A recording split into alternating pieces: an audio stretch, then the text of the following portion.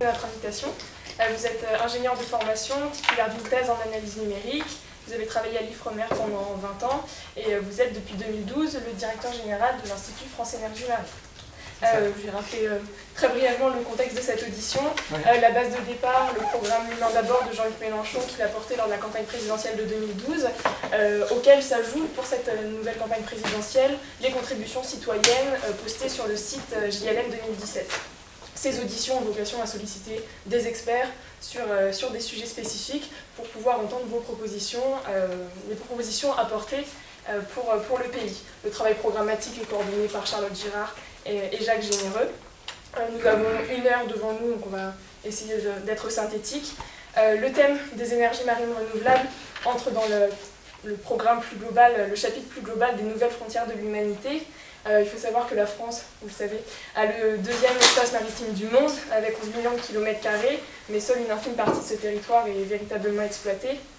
L'entrée en mer a déjà commencé à l'échelle internationale, mais selon une logique assez anarchique d'extraction non coordonnée qui menace les écosystèmes marins. Et pourtant, la mer dispose de nombreuses propriétés naturelles inépuisables, telles que les courants, les différences de température, le vent au large des côtes, qui sont autant de potentiel à exploiter pour fournir à la France métropolitaine et ultramarine l'énergie dont elle a besoin. C'est un thème, celui des énergies marines, à l'intersection de plusieurs chapitres. Les nouvelles frontières à repousser, comme je l'ai dit, avec comme nouvel objectif la croissance et l'emploi en France, la planification et la transition écologique, l'indépendance énergétique vis-à-vis des pays fournisseurs de pétrole et d'uranium par exemple. Donc les grandes questions que nous nous posons ce soir, comment intégrer la mer dans les débats sur la transition énergétique et comment concilier le développement des énergies marines renouvelables avec la préservation des autres secteurs d'activité qui dépendent de la mer.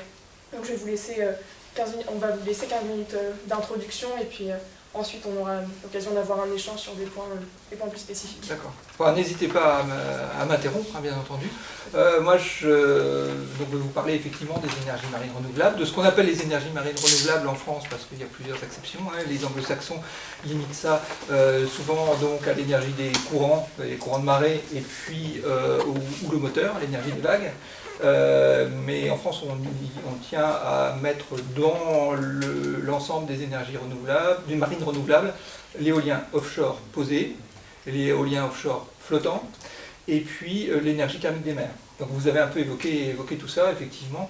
Voilà. Et alors il peut y avoir aussi, toujours dans les énergies physiques qu'on peut extraire de la mer, ce qu'on peut extraire des gradients de salinité. Enfin c'est plutôt à l'interface air-mer, là, puisque c'est justement lorsque on se met donc à l'embouchure d'un fleuve côtier, et donc là on va réaliser une osmose inverse qui va permettre de produire de l'électricité, mais c'est encore un moyen très cher, et pour l'instant, il y a peu d'équipes en France qui s'intéressent à cela, mais dans d'autres pays, ça se fait. Bon. Non, voilà. En France, je vais déjà vous dire combien il y a de mégawatts installés aujourd'hui, qui exploitent les énergies marines. 242 mégawatts, dont 240 mégawatts depuis 1968, avec les villes marémotrices de la Rance. Donc on a été longtemps précurseur, je ne vais pas parler donc du marémoteur, mais on a été longtemps précurseur dans ce domaine. Bon, il y aura sans doute un renouveau du marémoteur, mais expliquer aussi pourquoi. Alors c'est là du coup une technologie mature. Expliquer pourquoi on n'a pas continué, c'est qu'il y a eu ensuite une conscience environnementale qui a fait qu'on s'est dit non, mettre des barrages sur des embouchures de rivières, ça a trop d'impact environnemental. Il y a aussi non seulement la conscience, puis la connaissance de la biodiversité qu'il y a dans ces milieux-là, etc. Néanmoins, ça peut se contrôler, on n'est plus obligé de faire comme on faisait à l'époque, c'est-à-dire un barrage tout mis en eau douce et puis du coup tout l'écosystème qui est un écosystème marin, donc évidemment en périt, et puis après on remet ensuite en mer. Donc tout est revenu en fait, hein. Il y a eu des projets européens après pour regarder les impacts qu'il peut y avoir. L'impact n'est pas catastrophique. Bon, bref. Mais ça, cette parenthèse faite sur les 240 MW de marémoteurs qui vont peut-être un petit peu évoluer parce que donc EDF est en train de remettre, enfin de faire des travaux sur ce barrage, investit encore 100 millions d'euros là-dessus, donc voilà, c'est pas du tout abandonné. Sur le plan technique, c'est une merveille. Hein. Sur le plan technique, oui, alors il a fallu quelques années pour trouver les alliages qui convenaient, etc., pour les questions de corrosion, bien comprendre aussi ce qu'il pouvait y avoir comme type de biofouling, voilà, et bien optimiser aussi les cycles, s'apercevoir aussi qu'on n'a pas droit de faire du stockage temporaire d'énergie primaire avec ce type de système, parce que sinon l'écosystème en pâtit. Alors ce que je veux dire là, c'est ce qu'on fait dans les barrages des Alpes ou des Pyrénées. Hein, on va stocker aux heures creuses enfin, aux heures pleines d'énergie et creuses de consommation, on va remonter l'eau. Là, on ne peut pas le faire à cet endroit-là. Hein. Donc maintenant, il y a une réglementation qui limite le shift qu'on peut avoir par rapport à la marée naturelle. Voilà. Mais ceci mis à part, effectivement, c'est quand même un système qui fonctionne très bien et qui, alors ce qu'on peut lui reprocher, c'est quand même ses coûts. C'est-à-dire qu'il faut avoir une volonté annexe, complémentaire de développement pour pouvoir effectivement entreprendre aujourd'hui ce genre de travaux. Là, en l'occurrence, même à l'époque, il y avait une communication nécessaire entre Dinard et Saint-Malo. Voilà, cette route, elle est fortement empruntée, donc voilà, c'était aussi très utile à ce niveau-là. Et si aujourd'hui les Hollandais s'intéressent beaucoup aux marémoteurs, bon, c'est vu, ils ont un problème de protection de la ligne de côte. Et puis si les Anglais s'y intéressent, et il y a des projets qui sont en train d'être... C'est pour faire des usages un peu connexes aussi avec du développement touristique, c'est-à-dire derrière le barrage, eh bien, on a une aire protégée, etc., sur laquelle on peut avoir un développement. Bon. Je ne parlerai plus du marémoteur après. Maintenant, je vais vous parler effectivement des deux autres mégawatts qui sont sous l'eau. Alors 2,5 peut-être. Ce sont deux hydroliennes, hein, une à Bréa et une à Ouessant. Elles sont en phase de test l'une comme l'autre. Celle de Ouessant est raccordée au réseau local de l'île, l'île étant elle-même pas interconnectée avec le réseau global. Et puis celle de Bréa, il y a bien un câble qui va jusqu'à l'hydrolienne. En fait, EDF et DCNS, hein, les deux travaillent ensemble, c'est un projet EDF avec des machines DCNS Open Hydro, ont décidé d'attendre qu'il y ait les deux machines pour vraiment interconnecter, avec quelque chose qui sera quand même là, un test vraiment intéressant d'un hub sous-marin, comment est-ce qu'on fait ces connexions sous la mer, comment ensuite on transporte du courant, en l'occurrence on va transporter du courant continu à haut voltage, ce qui ne se fait pas beaucoup non plus, et donc tout ça, ça va être... il y aura très certainement une communication autour de ça, parce que c'est des vraies premières mondiales. Voilà. Donc, quand il y aura la deuxième machine à Bréa, et bien, plus la machine d'Ouessant, mais la machine d'Ouessant est en test et risque d'être retirée, on aura peut-être jusqu'à 4 MW pour cette année, voilà, 2016. Alors maintenant, les projets, il y en a beaucoup plus. Là, je vais passer aux projets les plus industriels, et puis je reviendrai sur l'hydrolien après. Le projet le plus industriel, c'est l'éolien offshore posé. Donc 4 champs en développement. Je ne dis pas en construction, parce qu'on n'est pas encore à la construction factuelle, mais encore à des étapes. Alors les étapes de dérisquage sont passées, des étapes de consultation de public sont passées, etc. Mais effectivement, on n'en est pas encore au chantier. Hein. Néanmoins, bon, c'est sur une bonne voie, hein, et à l'issue de ça, il y aura quand même, alors ça va s'échelonner, hein, mais vers 2021 à peu près, il y aura 3 gigawatts d'installés en éolien offshore posé. Bon. Faut savoir qu'aujourd'hui en Europe, il y a déjà 9 gigawatts de posés en offshore. Pardon, quel horizon 2021, 2022, oui, à peu près. Surtout pour, oui, parce que ça s'est fait en 2 étapes. Enfin, il y a eu 2 appels d'offres déjà. Il y a donc un 3e appel d'offres qui est alors suivant une procédure un petit peu différente, hein, qui est donc en phase d'ouverture pour donc la zone de Dunkerque. Et donc là, il faut encore le temps de l'ouverture de l'appel d'offres officiel et puis de la sélection, enfin de la constitution des dossiers et de la sélection des lauréats. Du lauréat, parce que là, du coup, il n'y aura qu'un seul champ. Donc pour l'instant, il y a quatre champs. Hein, donc un donc à l'embouchure de la Loire, et puis un en Bretagne Nord à Saint-Brieuc, et deux donc à Courseulles et Tréport, voilà, sur la Manche orientale. Avec donc des machines, alors des machines assez innovantes, puisque bon, il y a Alstom aujourd'hui, General Electric, hein, quelle honte. qui donc a teste des machines donc à 7 MW, et puis vous avez Adwen, donc Areva Gamesa, qui propose des machines à 8 MW. Mais elles n'ont pas encore été testées. Alors que les machines d'Alstom, il y en a qui sont déjà implantées en Belgique, voilà, et aux États-Unis. Aux États-Unis. Aux États-Unis, mais en Belgique aussi. Ouais, les premières, je crois, donc en Belgique. En plus. Oui, mais enfin, voilà, elles sont... voilà. Et sinon, le marché, il faut savoir que le marché est dominé par Siemens. Clairement, plus de 60%. Dominé par Siemens. À 60%. Oui. Ah oui, 60%, c'est vraiment une grosse domination. Oui, je sais bien, il faut déjà des trains qui ne marchent pas, donc pourquoi pas des éoliennes. Bon. On coupera, on coupera. Est-ce que là... Bon, donc, vous avez... voilà, donc, ça c'est pour l'éolien posé. Il y a encore, donc,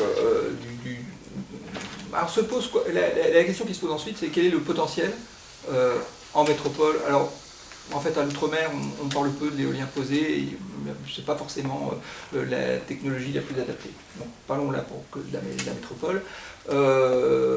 Alors, il y a une question, effectivement, de répartition de l'usage de l'espace maritime. Ce n'est pas exclusif quand on met des éoliennes. Hein. Il y a des restrictions vraiment au pied d'éoliennes, etc. Il peut y avoir des restrictions dans certaines techniques de pêche, mais pas toutes. Et des restrictions aussi à la plaisance, enfin, de ne pas s'approcher inconsidérément, etc. Mais voilà, ce n'est pas un usage exclusif non plus. Hein. De même que ce n'est pas un usage, l'Agence des aires marines protégées a déjà indiqué que les énergies marines n'étaient pas exclues d'emblée, hein, des zones d'aires marines protégées. D'accord. Elles ne sont pas exclues pour quelle raison? Parce qu'elles ne sont pas nocives ou parce qu'il n'y a pas d'autres moyens? Alors, parce qu'elles ne sont pas nocives, effectivement, je peux vous parler de l'impact environnemental. Il est quand même vraiment limité. Il est limité. Et par rapport à d'autres activités humaines, il est vraiment faible. Il y a des impacts à la construction, il y a des impacts pendant l'exploitation. Si on parle de l'éolien, les impacts pendant l'exploitation, c'est à peu près les mêmes que ceux qu'on trouve à terre, sauf que ce n'est pas les mêmes espèces d'oiseaux qui peuvent être, effectivement avoir des risques de collision. Bon, ça s'étudie, etc. Sur l'éolien terrestre, hein, vous savez sans doute que parmi les activités humaines, qu'est-ce qui tue le plus d'oiseaux? c'est ça. C'est pas les chasseurs. C'est la domestication des chats. C'est un article de Nature. La domestication des chats. C'est les chats. Pourtant, ils sont nourris au Bon. Kit Kat, ils devraient tuer moins d'oiseaux. Bon. Mais voilà, non, il y a des... Alors on a mis beaucoup de temps avant de s'apercevoir qu'il y avait un impact sur les oiseaux, et en début de semaine, j'étais avec un expert américain, hein, d'un des laboratoires nationaux, qui lui était dans les précurseurs sur l'énergie éolienne. On a mis 25 ans avant de s'apercevoir qu'il pouvait avoir effectivement un effet. Parce qu'au début, le déploiement était faible. Et c'est quand on a mis des champs massivement qu'on s'est rendu compte qu'il y avait effectivement une espèce d'aigle, par exemple, qui est sur lesquels l'impact avait été très fort. Voilà. Bon. Puis après, il y a des mesures à prendre, il y a des choses qui peuvent être faites, hein, bien entendu. Bon,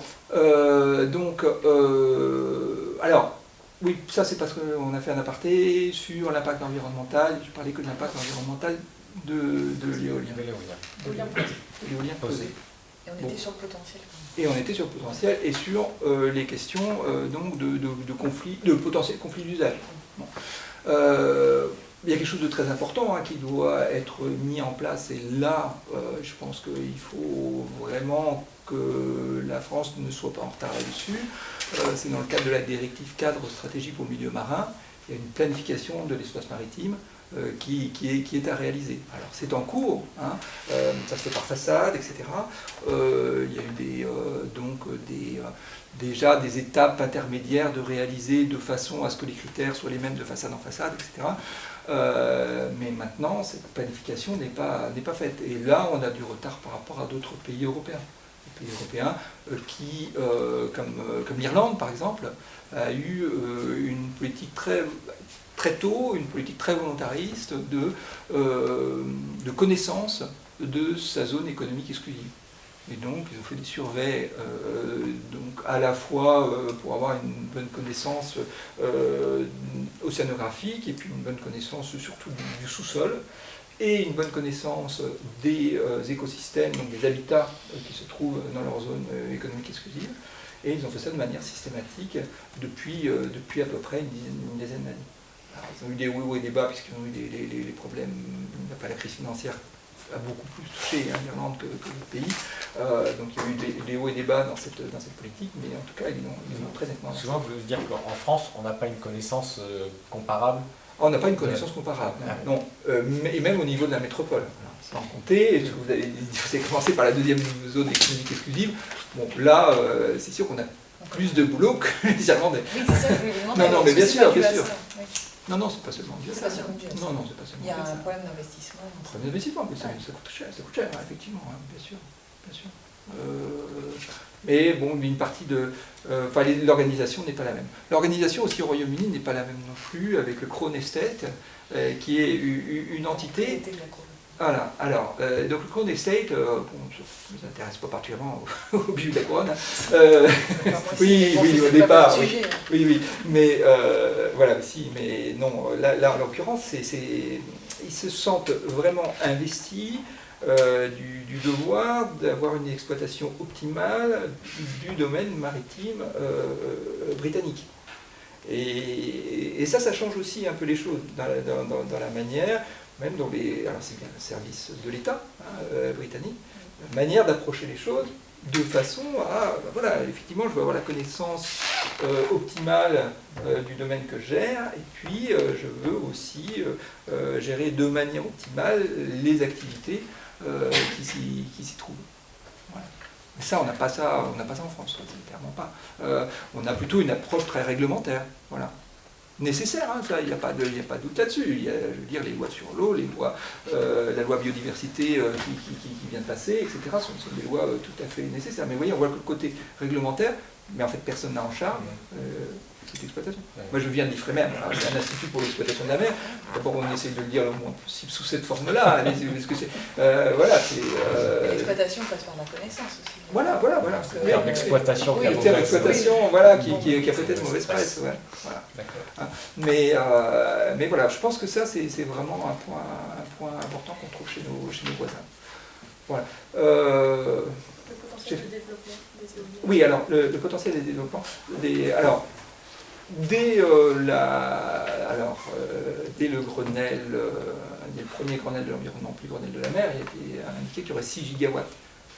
Donc ça, effectivement, potentiellement, il n'y a pas de problème d'aller jusqu'à 6 gigawatts d'éolien posé en France. Bon, il va falloir effectivement...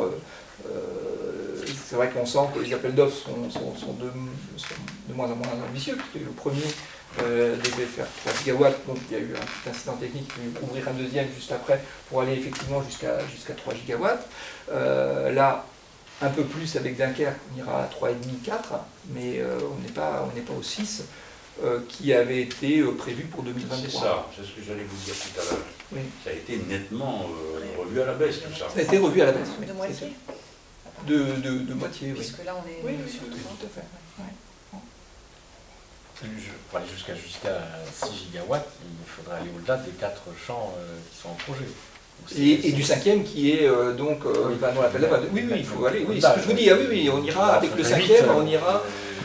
C'est pas encore déterminé hein, sur le cinquième, mais bon, ça va être entre 500 MW et 1 gigawatt. Donc là, on sera au maximum à 4 gigawatts. Donc ça fait 4. Voilà. Donc il faudrait 7-8 champs. Oui, oui, d'accord. oui, tout à fait. Et puis il en faudrait d'autres. Alors après, l'argument qui fait que ça ralentit, c'est voilà, aujourd'hui,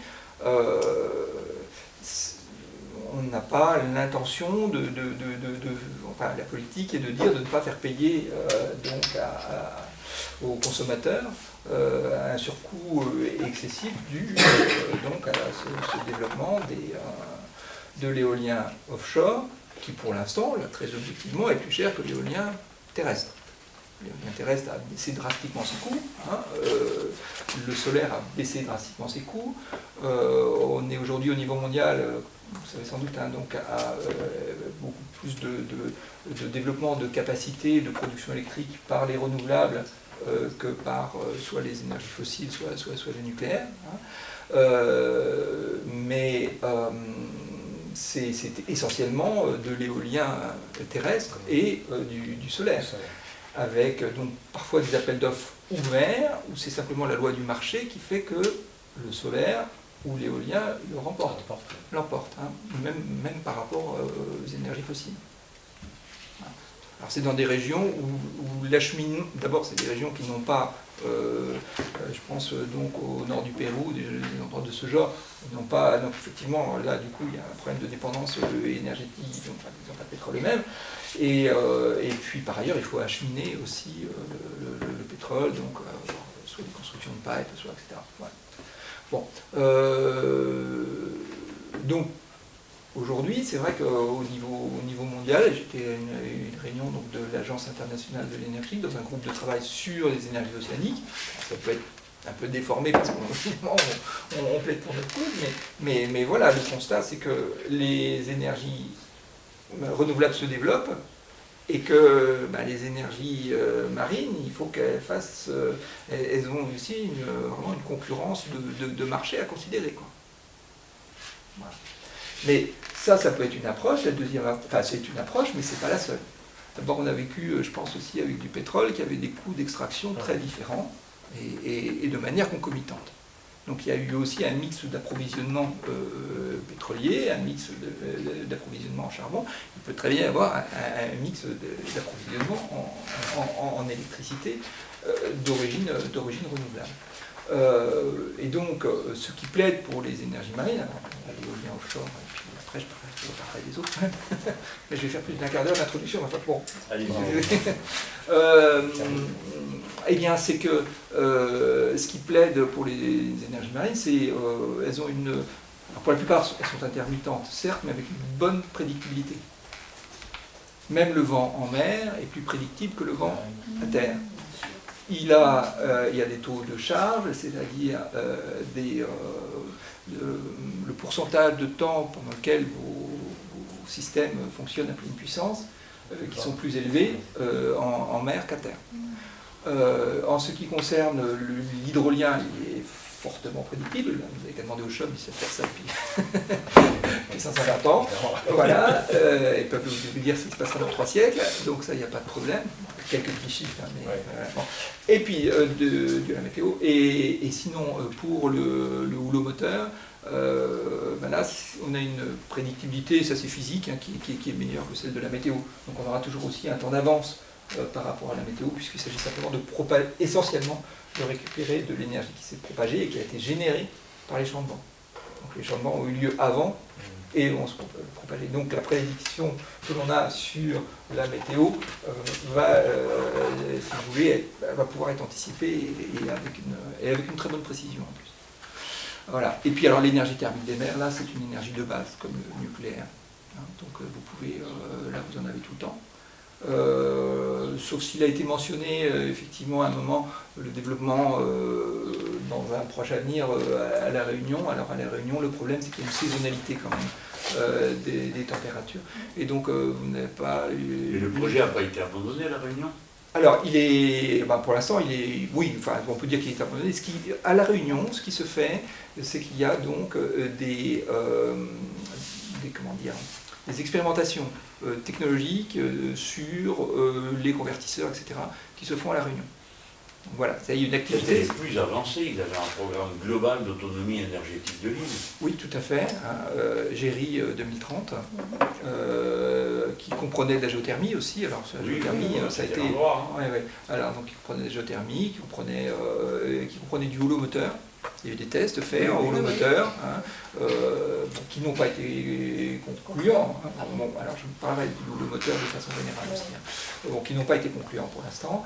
Qui ne sont pas abandonnés, si vous voulez, ad aeternam. En tout cas, avec l'état actuel de la technologie, c'est pas aujourd'hui qu'on va aller investir massivement dans le holomoteur à La Réunion. Et donc pour mais il y a des machines qui existent, qui fonctionnent.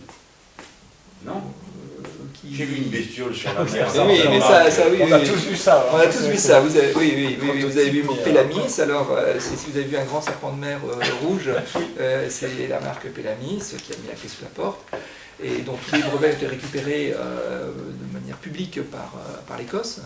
Et l'Écosse a maintenant un programme, si vous voulez, pas à pas, pour reprendre sous la forme d'appel d'offres tous ces brevets et puis sécuriser, si vous voulez, le développement. Et reprendre tout ça. Donc, c'est pas perdu, toutes les compétences qui ont été acquises, etc. Alors, à part peut-être les gens qui sont partis ailleurs, mais justement, avec cette politique-là, donc ça s'appelle WEC, ou Wave Energy, WES, Wave Energy Scotland. Voilà. Et bien là, ils ont un fonds d'investissement public qui reprend ce brevet. Bon, non, donc oui, pour La Réunion, pour en revenir donc à l'énergie thermique des mers et à La Réunion, voilà, il y a une saisonnalité qui fait que le rendement serait moins bon, puisqu'il y a des moments où il faudrait vraiment aller plein de la machine. Alors que le projet de la Martinique, vraiment dans une zone où là, c'est constant tout au long de l'année. Voilà. Il y a deux projets à la Martinique, puisqu'il y en a un offshore sur une plateforme et un onshore sur un système comme l'Ifremer avait voulu en développer dans les années 80. Et puis il y avait eu après, le second contre-choc pétrolier qui avait fait rebaisser les pétroles et finalement ça s'était pas fait. Voilà. Bon, donc cette prédictibilité a vraiment pas mal d'avantages par rapport aux autres renouvelables, si vous voulez. En particulier si vous êtes sur le marché de l'électricité, donc le marché immédiat, si vous voulez, bon, là vous pouvez avoir des marges plus intéressantes. Deuxième point sur...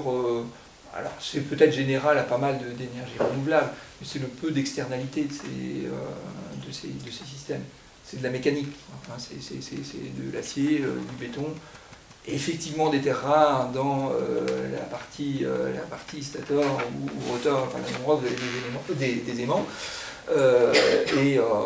Mais voilà, c'est quasiment la seule externalité. Je dirais, et ça c'est quand même important par rapport même à des renouvelables de bioénergie qui peuvent, elles, avoir d'autres contraintes de type changement climatique, de type pression globale sur la production alimentaire, etc. Vous voyez, il y a des questions éthiques. Quoi. Enfin, voilà, il peut y avoir... là, il y a vraiment peu d'externalités. Voilà.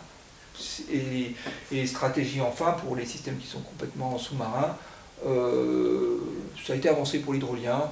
Je ne sais pas si c'est un argument, vraiment, mais même un argument de stratégie militaire. Ce n'est pas quelque chose de facile à détruire. Et acier et béton, quand même, il faut pouvoir Oui, bah, il y a surproduction d'acier en ce moment. Oui, et le béton, ça Et le suppose béton. le sable. Ça suppose le sable, ça suppose les extractions de granulats que vous avez attaqué tout à l'heure un petit peu. Oui, très clairement. Alors après, il est dans tous les projets qui sont faits actuellement, il y a aussi des analyses de cycle de vie qui regardent aussi quelle énergie il a fallu produire pour effectivement construire les systèmes. Sur le chiffre que j'ai en tête pour l'éolien posé est de 18 mois avant d'avoir un retour positif en énergie. 18 mois de fonctionnement. Mais c'est pas si mal. Et puis il y a plein de critères. Quand vous faites une analyse de cycle de vie, vous pouvez en avoir sur la toxicité, vous pouvez en avoir sur la consommation en eau, vous pouvez en avoir sur beaucoup de choses. Mais c'est fait, c'est des choses qui sont faites. Sur l'éolien flottant, c'est des questions qui se posent sur les matériaux utilisés pour construire les plateformes, etc. Il n'y en a pas en France, parce que c'est au stade. Alors, bon, il n'y a pas d'éolien posé non plus, donc... Non, mais il n'y en a même pas en... Non, mais alors, il y a eu 5 projets. D'éolien flottant. Ah si, avant. Si. Et vous en aurez une normalement connectée dans l'année. Oui, il y en aura une connectée dans l'année. En fait au large du Croisic. Avec, justement, vous parliez de béton, avec justement une plateforme béton. Plateforme flottante béton. Donc, enfin, les premiers essais sur le matériau, etc., tout ça a été réalisé à Saint-Nazaire déjà. Ça a déjà été coulé pour certaines parties. Non, mais il n'y a eu que 5 prototypes au monde qui ont déjà... Et alors là, l'industrie française est quand même bien placée, très bien placée. Tout à l'heure, j'ai cité des grands groupes pour l'éolien posé. Alors pour l'éolien flottant, il y a à la fois des grands groupes et des PME. Alors pour reprendre l'historique, il y a Technip qui a été impliqué dans un des plus beaux succès qu'il y a eu jusqu'à présent, d'une machine de 2 MW, donc financée par Statoil au large de la Norvège. Pourquoi est-ce que donc ils étaient impliqués? C'est parce qu'ils ont ce sont les leaders mondiaux des plateformes de type SPAR. C'est une nouvelle technique, mais vous savez, SPAR, c'est quand en fait vous avez simplement une... comment dire, sous l'eau, vous avez un tube avec en fait un ballast très lourd en bas, tant si bien que par rapport à une plateforme, vous auriez des flotteurs, si vous voulez, donc c'est un système beaucoup plus profond, voilà, c'est un système que vous pouvez transporter allongé, c'est un système qui est et qui a une très très bonne résistance aussi donc à la houle. Donc voilà, et donc c'est pour ça que Technip était impliqué. Qui est-ce qui sait faire ça? Technip, grand groupe maintenant, et puis donc filiale au départ de l'IFP. Et maintenant, c'est quoi sur le plan économique? Technip. C'est un très très grand groupe de l'oil and gas, de l'ingénierie de l'oil and gas, du parapétrolier. C'est vraiment un très grand groupe du parapétrolier. C'est parmi ceux qui ont le mieux adopté, c'est la maxime qu'il y avait dans les années 70. On n'a pas de pétrole, mais on a des idées. Non, mais ils sont vraiment rentrés là-dessus. Bon, alors après, c'est DCNS, elle fait rien là? Alors DCNS, bien sûr que si. DCNS a aussi son projet donc avec Alstom GE qui s'appelle Cyril. Et donc il y a eu surtout donc un appel d'offres là, avec un cofinancement sur les investissements d'avenir pour réaliser des fermes éoliennes flottantes avec 4 zones désignées, 3 en Méditerranée, une en Sud-Bretagne. Et l'appel d'offres n'est pas dépouillé, puisque les offres ont été remises, et encore de manière partielle, il y aura une deuxième étape, à la fin du mois d'avril. C'est tout récent. Il y a eu 8 propositions. Combien de temps il faut si on met les bouchées doubles? Alors, Ça peut aller plus vite que l'éolien imposé, parce qu'il n'y a pas de... Enfin, là, Moins d'infrastructures. il y a moins d'infrastructures, voilà, C'est exactement. en place. Enfin, vous avez quand même des câbles, vous avez quand même à faire dérouler, le câblage. Et c'est pas la moindre des choses. Les ancrages, voilà, et puis bon, il y a encore des questions de design, puisque c'est pas encore sur étagère, hein, tous ces systèmes-là. Mais disons qu'on peut penser que si les choses vont bien, avec des résultats donnés fin 2016,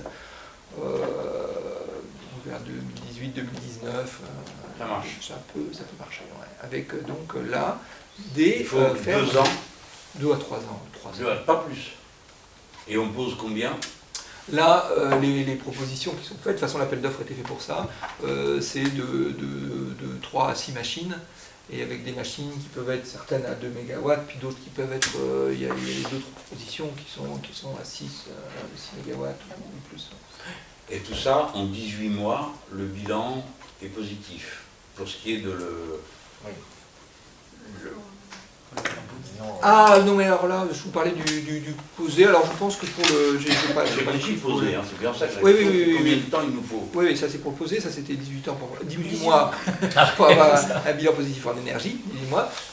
Pour le flottant, je n'ai pas les chiffres en tête. Ça doit être pareil, non? Ça doit être pareil, ouais, ça doit être à peu près comparable. Ouais.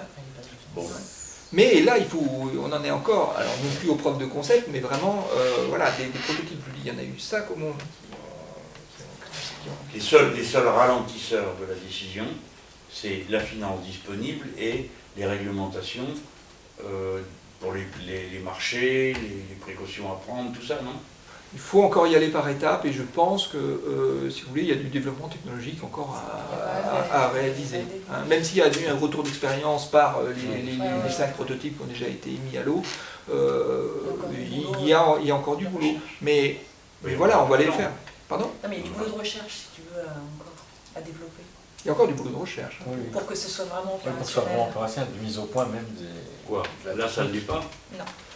Bah, il y a eu des côtés jusqu'à présent, il n'y a que des machines à 2 MW par exemple. Si on veut vraiment mettre des machines à 5 MW, bah, il n'y a que des machines à 2 MW qui ont été mises à l'eau. Une au Portugal, par une société américaine, qui est venue faire ses premiers essais au Portugal. C'est une société américaine avec des ingénieurs français, donc il y a aussi un bureau d'études en France. Ouais.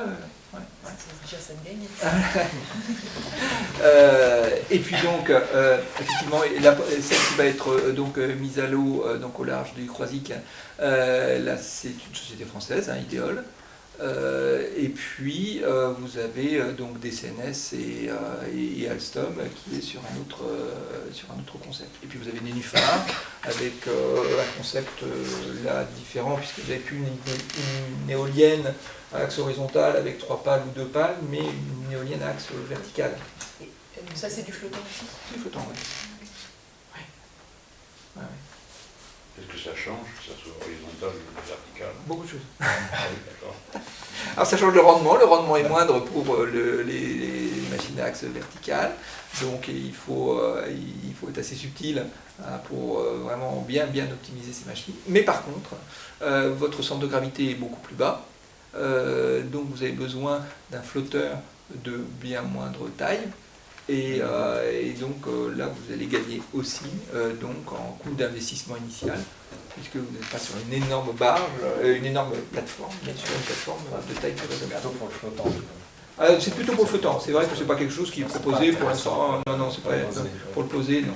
Et c'est pas intéressant à terme, enfin les seuls modèles que vous voyez sont des modèles pour l'instant pour l'éolien domestique.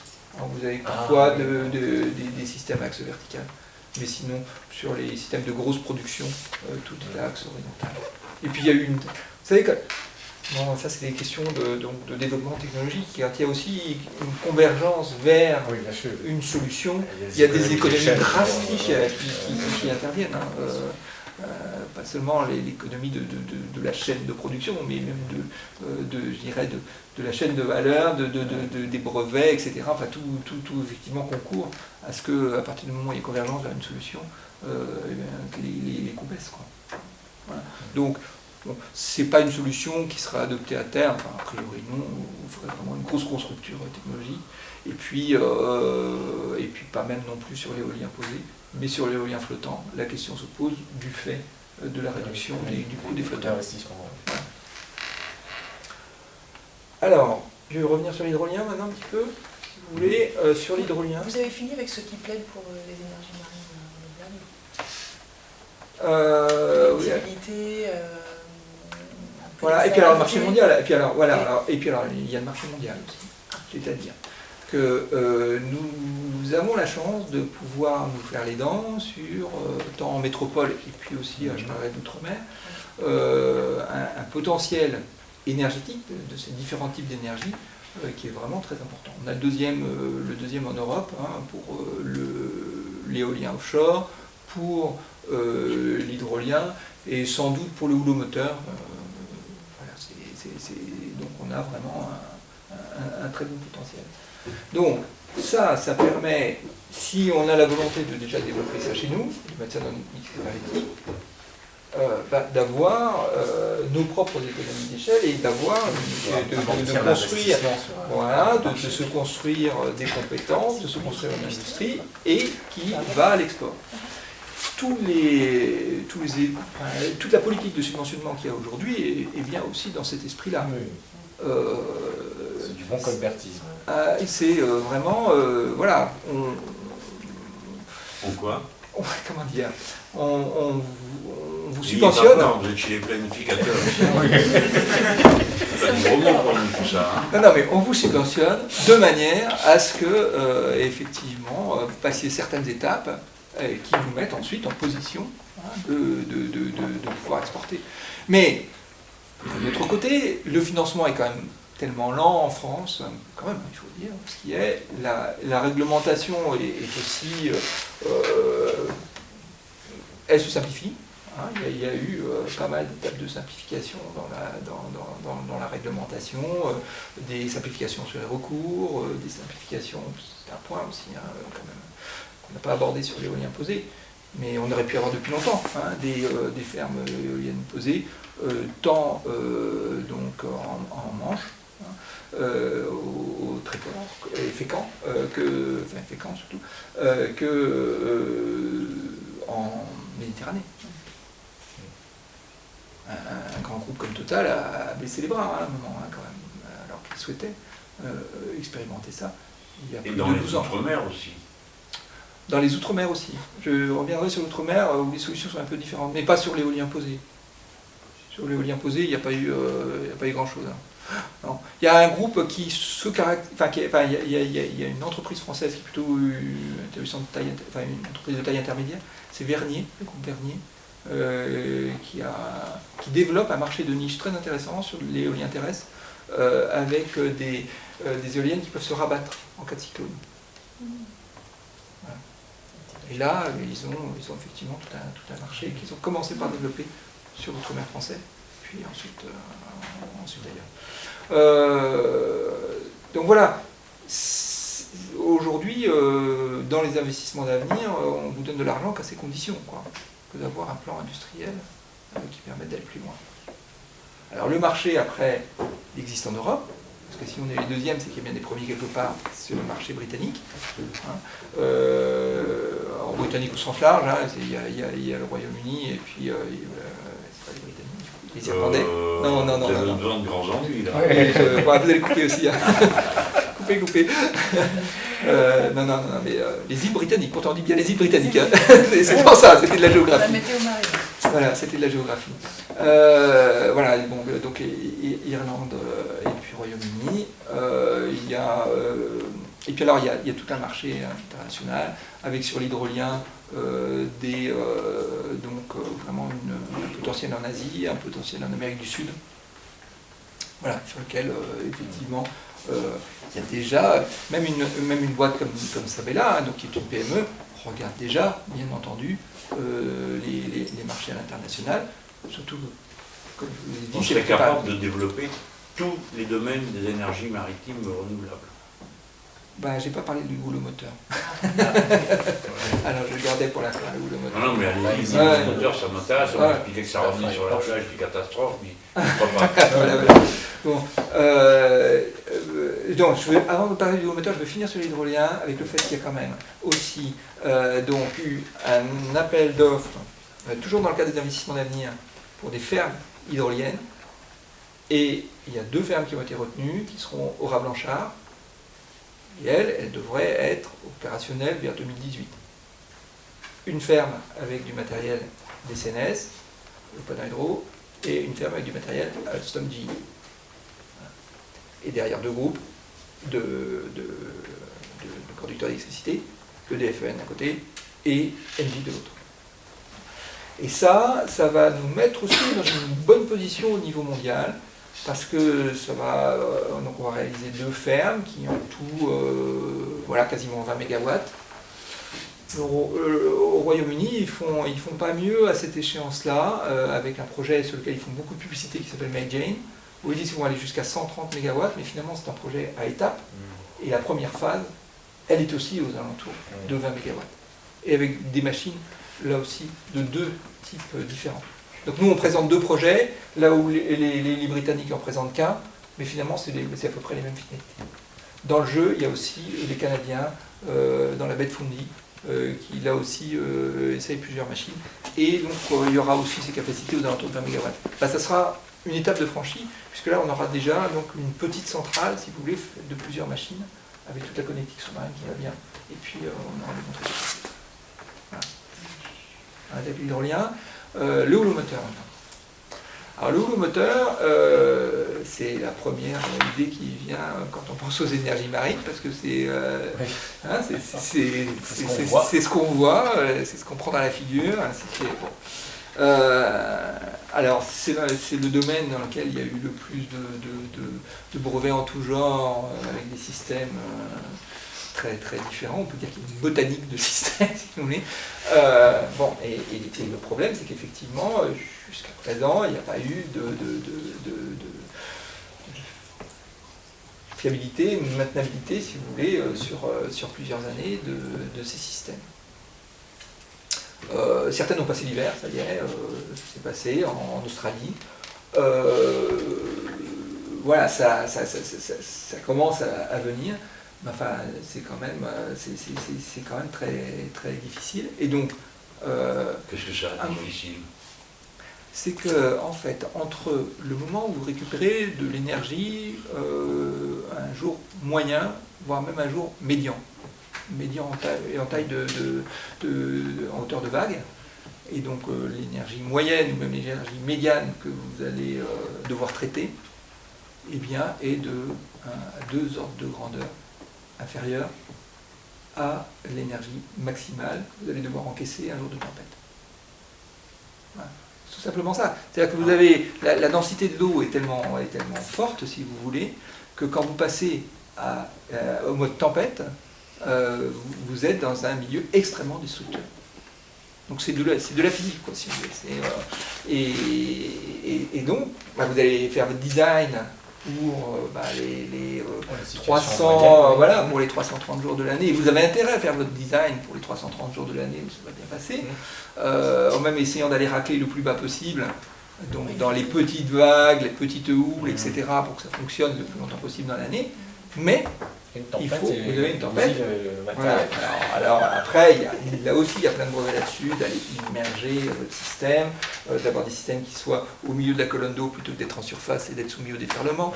Vous avez des systèmes qui sont à la côte, mais alors là justement, ils sont bien soumis au déferlement. Et voilà, les Portugais qui avaient une centrale de ce type depuis 9 ans, depuis 7 ans aux Açores, sont sans doute en train de l'arrêter, puisqu'il faut des travaux très très conséquents, même sur la superstructure. Et au Pays Basque, ils sont déjà repris à 2 fois, avec un système aussi à la côte, de digues. C'est un peu comme pour le marémoteur tout à l'heure. Ça peut avoir un double, c'est un investissement qui peut être double, hein, c'est-à-dire que voilà, vous êtes en train de construire une digue, et puis dans cette digue, vous mettez un système de moteur. Voilà. Donc c'est un combiné. C'est un système... Oui, c'est un combiné en termes d'usage. Voilà. Franchement, on a fait des choses plus compliquées que ça, non? On va pas être la mort à trouver une solution qui tienne debout. Ben, c'est vrai, quand vous voyez les films de la construction, du phare de la Vieille, ou voilà, je ne sais pas si vous êtes allé au musée des phares à Ouessant, il y a des choses extraordinaires à voir. Voilà, donc ça c'est, et effectivement, et on faisait ça donc à la fin du 19e. Oui, mais c'est une chose que de devoir résister de manière statique, et une autre chose que de devoir exploiter l'énergie en question. Parce que vous êtes obligé de mettre un système mobile quelque part. Et oui, Et bien oui. sûr. Et donc, C'est pas juste voilà. C'est pas juste résister, si vous voulez, Sans ou bouger. éviter. Bah, le principe même, c'est qu'il faut bouger. Voilà, Alors, le problème, voilà. c'est quand ça bouge très fort. Voilà. Donc si vous voulez, même Ça fait l'industrie, plus que Bah oui. si vous prenez l'industrie pétrolière avec donc les plateformes posées ou leurs plateformes flottantes. Bon, tout d'abord, dans les années 70-80, ils ont eu d'énormes problèmes de dimensionnement, puisque les vagues centenaires apparaissaient déjà au bout de 3 ans. Donc il y avait des cinquantenaires au bout de 3 ans, donc c'est jamais dimensionné de manière suffisamment sûre. Il y a eu quelques accidents, heureusement pas trop nombreux, et puis donc on a conçu des plateformes qui résistent bien, qui résistent et qui évitent, vous voyez, mais qui ne sont pas là pour récupérer l'énergie des vagues Même si ou pour récupérer l'énergie du vent. Voilà. Donc il y a vraiment une grosse différence là-dedans. Et en plus, voilà, si vous avez un système statique, et puis que c'est juste la partie finalement superstructure, mais c'est pas ce qui va vous rapporter. Ce qui va vous rapporter, c'est le pétrole, et vous pouvez mettre quand même pas mal d'argent là-dedans. Et voilà, c'est pas les mêmes moyens. Voilà. Donc voilà pourquoi donc il y a une vraie problématique sur le moteur, qui est pourtant, alors en termes de potentiel, un potentiel considérable. Parce que là, vous pouvez aller l'exploiter. Alors, vous pouvez l'exploiter à la côte, mais je vous ai dit, c'est un peu compliqué, parce qu'il y a le déferlement, etc. Vous pouvez l'exploiter près de la côte. À ce moment-là, vous mettez entre deux eaux, et puis vous pouvez l'exploiter vraiment offshore. Personne encore n'est allé vraiment le faire. Les Irlandais, eux, comptent beaucoup là-dessus, avec une exploitation de leur plateau continental, dont ils ont obtenu une extension très, très grande, dans une zone de très, très, très fort potentiel. Voilà. Donc eux, ils ont des projections à 2050 avec une très grosse production houlomotrice. Alors en Europe, les pays qui s'intéressent vraiment au houlomoteur, c'est l'Irlande, c'est donc le Royaume-Uni, c'est le Portugal, l'Espagne, et puis Suède et Norvège. Et un peu Danemark aussi. Voilà. Mais la France a eu quelques PME qui se sont lancées là-dedans. Des équipes académiques qui travaillent depuis très longtemps là-dedans, comme l'équipe de Centrale Nantes, qui fait évoluer beaucoup de choses là-dessus, qui a de nombreux brevets aussi, mais des réalisations. Et surtout, le relais pris par la grande industrie n'est pas fait. Quoi. Vous n'avez pas... Voilà. C'est peut-être ça, pire que les tempêtes, ça. Non mais voilà, ce que je comprends pas, c'est pourquoi des pays comme que vous avez cités auraient plus de potentiel, ou développeraient un potentiel plus important que la France, alors même qu'ils sont soumis de la même manière que la France au risque. Ouais, mais bon, la France a déjà... Voilà, d'abord, il y aura peut-être d'autres chats à fouetter, c'est-à-dire que l'hydrolien est plus immédiat, on a un très fort potentiel, et voilà, on y va, et puis la technologie est plus mature. Bah oui. Vous savez, moi, quand j'ai commencé à m'intéresser à ces questions, il n'y a pas si longtemps que ça, je dois l'admettre, puisqu'avant j'étais donc numéricien et puis océanographe à l'IFREMER, on considérait donc dans les années 2010 que bon, il y avait peut-être presque à égalité où le moteur et hydrolien. Puis finalement, petit à petit, là, en 5 ans, l'hydrolien est à un niveau de maturité nettement plus important. Et là, partout dans le monde, là, c'est pas seulement en France. Alors après, ailleurs dans le monde, il y a plus d'intérêt pour ça, avec des PME, beaucoup de PME qui s'y intéressent, avec des équipes académiques qui s'y intéressent, puis des programmes gouvernementaux un peu en Australie et en financement et des soutiens publics. Voilà. Voilà. À la fois le DOE et puis la marine. Mais vous verrez que le houlomoteur aura plus d'avenir que l'éolien. C'est beaucoup moins intrusif, c'est beaucoup moins... l'impact est quand même beaucoup moins grand d'avoir un machin qui bouge avec les vagues que de bâtir ces cathédrales qu'on fait là, avec leurs pales et tout le reste. Non? Alors en termes d'usage, je ne suis pas forcément d'accord avec vous, hein, parce que si vous avez un système flottant, là c'est vraiment une zone où vous ne pouvez plus aller. Hein, alors là, c'est certain que la zone est complètement bannie. Morte pour toute notre activité. Ah oui, là vous pouvez Un avoir champ d'éoliennes, tu peux circuler au milieu. Hein. Oui, là vous avez, vous n'avez ni trafic maritime, ni pêche, ni voilà. Alors, sauf avec des systèmes entre deux eaux, vous pourriez passer au-dessus, mais bon, ça va être quoi? Ça va être la plaisance, ça va être du petit trafic maritime, etc. La pêche, en tout cas, avec des arts traînants, vous n'allez pas non plus les autoriser dans des zones de ce type, quoi. Donc, non, d'un point de vue, disons, usage, conflit d'usage, potentiellement, il y a plus de conflits d'usage avec le moteur. Il faut quand même oui, je pense avoir ça. En fait. Maintenant, comme on peut aller aussi assez loin, puisque là, si on regarde vraiment l'énergie vraiment offshore, au bout du plateau continental, bon, voilà, c'est des endroits où on peut peut-être donc effectivement déterminer qu'il y a des zones sur lesquelles il n'y a pas de... on fait un choix. Voilà, c'est possible. Alors, autre problème à exporter trop loin les zones de production d'énergie, c'est ramener, ordre de grandeur quand même du câble, du coût du câble de rapatriement d'électricité, ça peut aller jusqu'à 1 million d'euros le kilomètre. Pas cher. Bon. Bon. Avec des politiques différentes suivant les pays, l'Allemagne, c'est l'État qui considère que c'est une extension du réseau de transport d'électricité. En France, c'est à la charge de...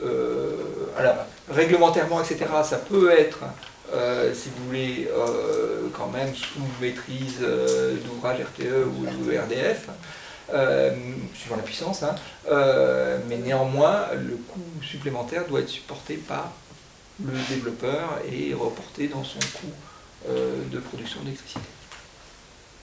Donc ça fait partie des choses où il y a des politiques quand même très différentes suivant les pays, et donc on peut avoir une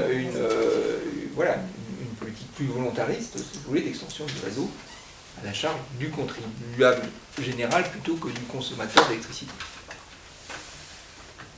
Voilà. Est-ce que justement un tarif garanti de rachat de l'électricité produite en mer ne permettrait pas d'accélérer ce développement? Bon, voilà, alors ces questions-là, qui sont les questions du tarif de rachat, il y a eu des tas d'expériences, il y a des retours d'expérience là-dessus, retours d'expérience solaire, mais même sur les énergies marines dans d'autres pays, dont en particulier le Royaume-Uni et l'Écosse, qui avaient une politique régionale encore plus favorable que le Royaume-Uni, et qui est quand même revenu dessus.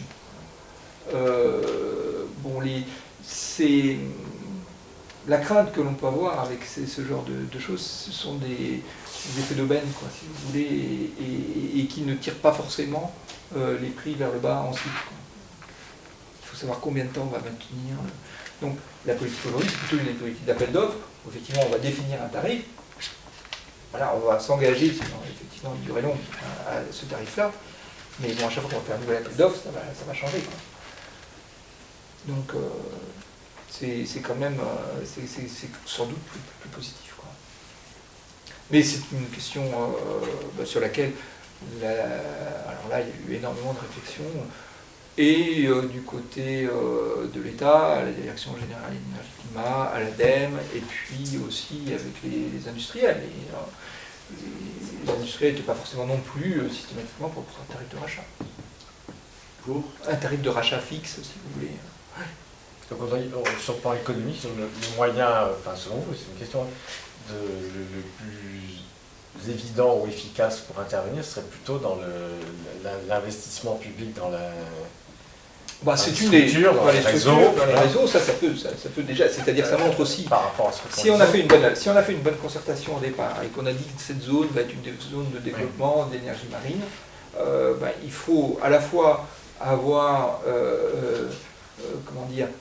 d'abord réussi à avoir toute la politique d'acceptabilité, si vous voulez, locale et avec les diverses activités, etc. Et puis mettre les moyens pour rendre cette zone viable, qui n'est pas seulement le câble, hein, il y a même des réflexions sur voilà, bien connaître la zone, c'est-à-dire là aussi sur un investissement qui est réalisé à l'avance, est-ce qu'il doit être payé après, moi, je ne me prononce pas là-dessus, est-ce qu'il doit être payé par le développeur ou non, mais d'avoir réalisé à l'avance toute la question des surveys géotechniques, de la connaissance, voilà. Et la connaissance même préalable du milieu pour ensuite réaliser des impacts, enfin pouvoir suivre l'impact environnemental. Donc voilà, là il peut y avoir une véritable politique publique. Il y a, si vous voulez, dans les nouveaux appels d'offres qui sortent, on va quand même dans cette voie-là. Mais en tout cas pas sur pas sur le cadre. Et là, il y a une grosse différence sur les pays. Et puis, alors, quand je vous parlais tout à l'heure du Crown Estate, voilà, ça c'est clairement le genre d'initiative que prend le Crown Estate de lui-même. Peut-être des problèmes de financement, eux aussi, hein. Mais c'est voilà. pas le même rapport au projet. Mais c'est pas le même rapport que l'État n'a pas le même rapport au projet dans ces conditions.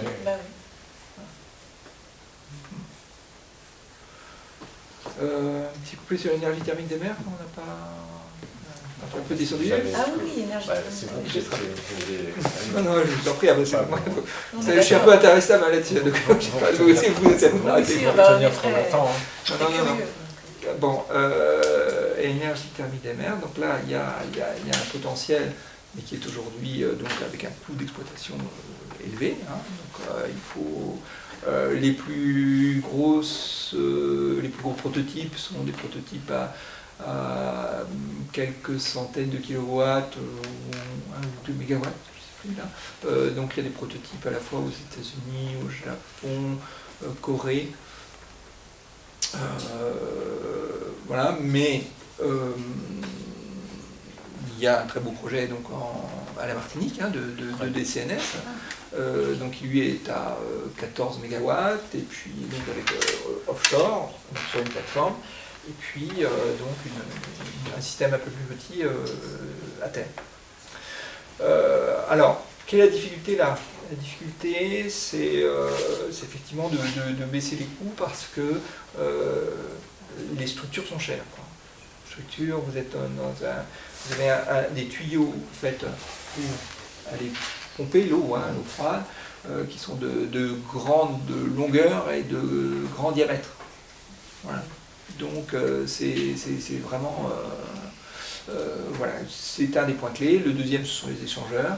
Bon, il y a beaucoup de choses qui sont faites là-dessus. Les tuyaux, qui est-ce qui sait les faire? Nous?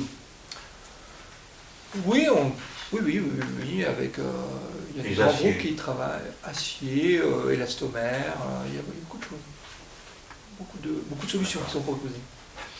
Des solutions technologiques d'eau banale, des solutions. Voilà, il y a beaucoup de choses. Cette technologie, en France, où elle est bien développée ou elle on l'emprunte? Non, elle est bien développée. Enfin, il y a pas mal de brevets français, il y a des choses qui se font. Il n'y a pas trop de problèmes. Mais on n'en est pas encore à avoir fait des coûts de manière. Il y a des industriels pour les produire. Oui, ça va aussi. Voilà. Alors l'intérêt, donc, comme je vous disais, c'est une énergie de base. Donc là, c'est pas une énergie intermittente. Et puis, vous réglez votre pompage et vous avez plus ou moins d'électricité. Hein. Donc ça, c'est un avantage énorme. C'est plus facile à régler qu'une centrale nucléaire. Coupé. Tout est facile. Tout est plus facile. Non, ça veut dire que sur le moyen et le long terme, le coût, parce qu'on a un problème de coût, mais c'est un coût initial d'investissement, si je comprends bien. Oui. Qui peut éventuellement être compensé par le fait qu'il y a un gain voilà. Et puis, alors, d'usage, le coût d'usage à moyen et long terme. Oui, bien sûr. Non, mais c'est quand même dans des zones intertropicales, donc des zones soumises au cyclone. Et donc, il y a quand même des problèmes de dimensionnement très importants pour savoir comment avoir une structure qui résiste au cyclone. Ou bien que l'on peut déplacer en cas d'arrêt de cyclone. Enfin, voilà. Soit vous avez une solution technologique, si vous voulez, qui permet de ramener la plateforme, de la noyer, vous débrouiller comme vous voulez, soit vous résistez et vous savez résister à des vents à 350 km/h. Donc, il y a une vraie question. C'est aussi fragile que les 1000 pattes.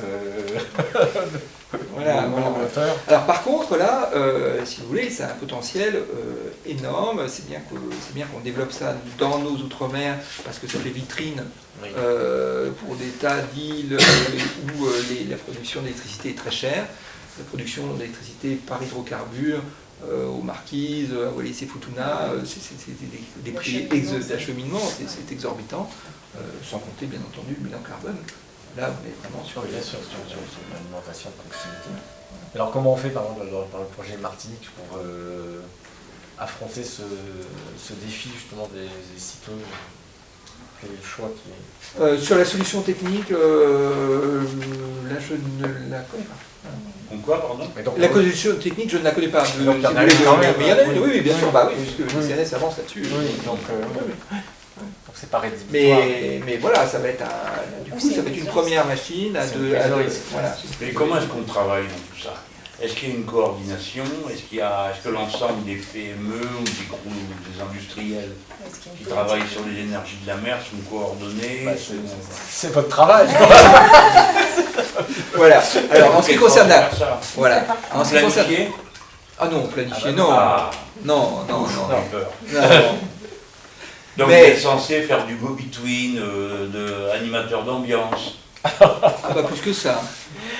On est censé, donc, nous avons construit tout un projet là-dessus, avoir un programme donc, de R&D, qui est un programme, donc une feuille de route. Mais on n'est pas les seuls à avoir une feuille de route de développement technologique des énergies marines. Il y en a un au niveau européen, ça s'appelle le 7 plan. Enfin, le 7 plan est très général, hein, si vous voulez, mais il y a un volet sur les énergies marines depuis 2014. Il n'en avait pas auparavant. Il y a un volet sur l'éolien offshore qui est dans sa partie éolienne. Et donc, nous, on a comme feuille de route la déclinaison au niveau français de ce qui intéresse plus les industriels français dans ce 7 plan européen. Oui, bon, ça c'est pas très... Ben, Oui. Non, mais c'est une affaire d'opinion, oui. Oui, Le plan bon. européen, on le connaît. Mais Mais- pour revenir à vous, oui. vous seriez capable de planifier? Non, on peut travailler, si vous voulez, d'abord travailler à la prospective sur effectivement les dates d'avancement, hein, si vous voulez. Alors, il y a là-dessus un syndicat, hein, vous avez le syndicat des énergies renouvelables, qui a un groupe de travail spécifique pour les énergies marines. Et puis vous avez France Énergie Éolienne, qui a un groupe de travail sur l'éolien flottant, hein, et un autre sur l'éolien posé, et qui ont, eux, produit des chiffres de prospective qu'ils confrontent, si vous voulez, avec la DGEC, puis ensuite la CRE et la CSE, hein, si vous voulez. Donc là, c'est eux, hein, qui sont en première ligne pour fournir les argumentaires face à ce que leur demande la puissance publique, qui est « prouvez-nous que vous êtes en train de développer une énergie rentable ». Rentable avec tous les critères qu'on a donnés tout à l'heure. Oui. Il ne faut pas... Je cherche pas forcément non plus à avoir enfin, sinon, il faut dire ça à toutes les énergies, d'avoir le LCOE le plus bas. Mais voilà, est-ce qu'on fait un choix ou est-ce qu'on a vraiment une ligne de développement vers un mix? Voilà. Alors, il y a eu donc une étape aussi, hein, on attend toujours la programmation pluriannuelle de l'énergie, la PPE, mais il y a eu la programmation pluriannuelle des investissements qui a été annoncée et qui donne une part à l'hydrolien et à l'éolien flottant en 2023. Donc, considère qu'en 2023, il y aura 200 MW d'installés entre l'éolien flottant et l'hydrolien. Et du coup, on ne parle que de ces deux-là. Et qu'il y aura d'engagés par des appels d'offres 2 gigawatts entre l'éolien flottant et l'hydrolien. D'autre part, c'est quand même révisable en 2018 en fonction de l'évolution des coûts.